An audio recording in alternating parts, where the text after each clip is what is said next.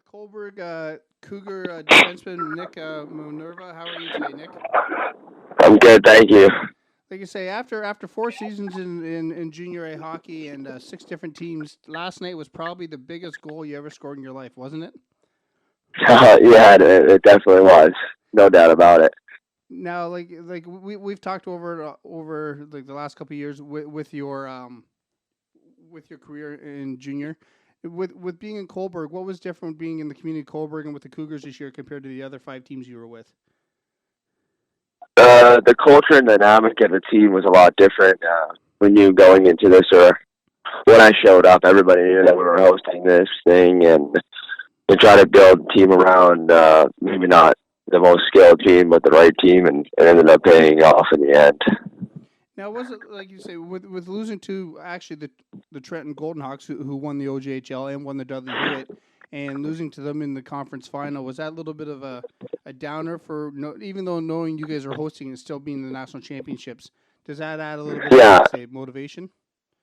yeah, yeah, for sure. Motivation. It was just, it was kind of upsetting us as a team and as an organization. I mean, I know Trent's had success in the league and in the RBC and all that, and they're a good hockey team, but we expect ourselves to win every game no matter what, and we ended up losing every game, and it wasn't the outcome we were looking for, but we knew going into this thing, it's one game at a time, and it's only one hockey game. It's not a 7-game series, and anything can happen. And that's exactly it. Like in the last couple of weeks, I've talked to a few hockey people, and it's nothing against you guys, the Cougars or anything, but nobody expected you guys to be in the final and especially win the national championship last night, right?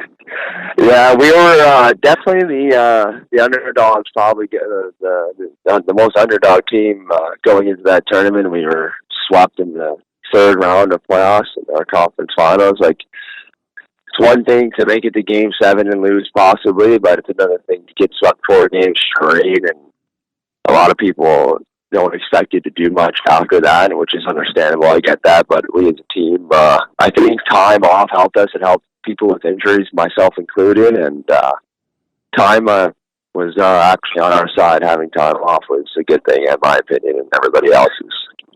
And not to put any pressure on you here, but watching the game yesterday, for everybody who watched the game, when you got that one penalty and Brooks tied it up, what was going through your mind?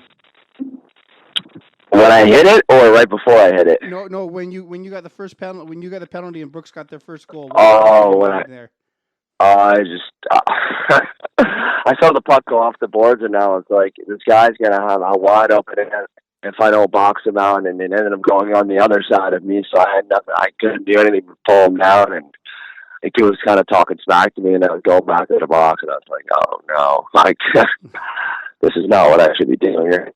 So I guess with Coach Druce, I guess that in the end and with your teammates, rifling that one from the blue line made up for that penalty, scoring the national championship goal, right?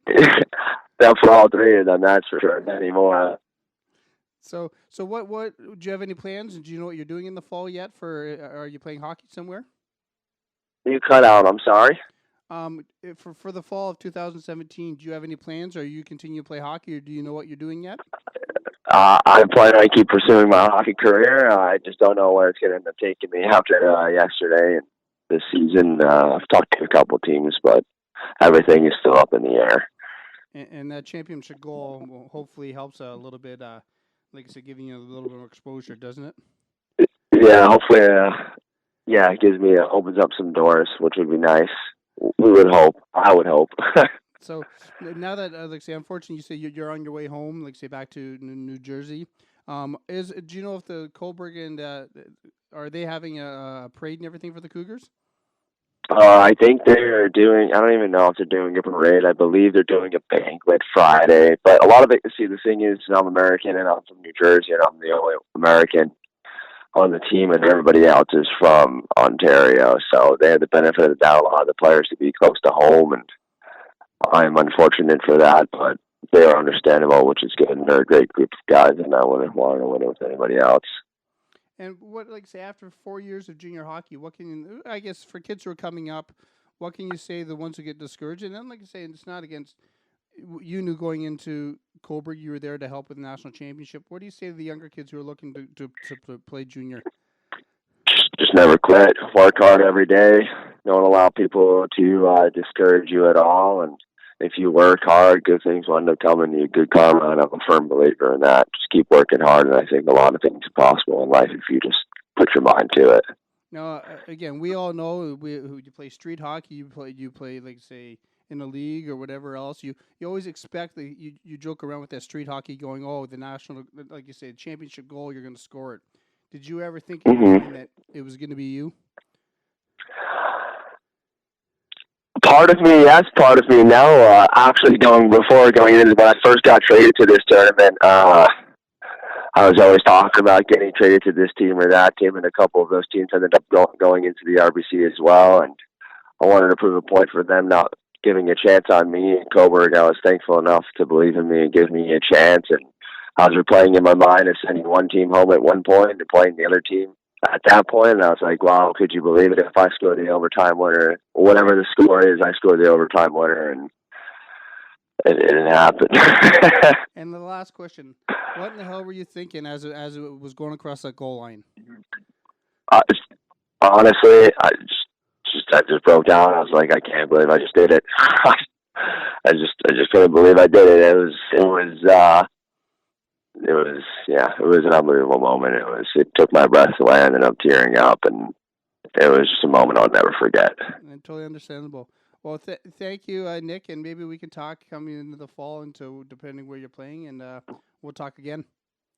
Most definitely. Thank you, Jay. Thank you.